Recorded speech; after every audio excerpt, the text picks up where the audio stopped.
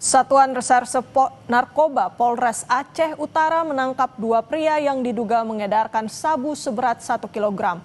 Kedua pelaku diancam pidana penjara seumur hidup atau pidana mati.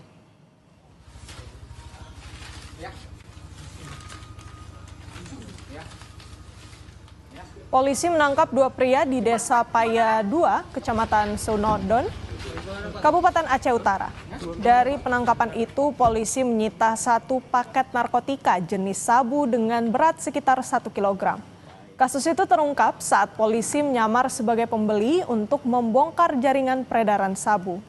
Para pelaku berencana menjual sabu dengan harga sekitar 260 juta rupiah.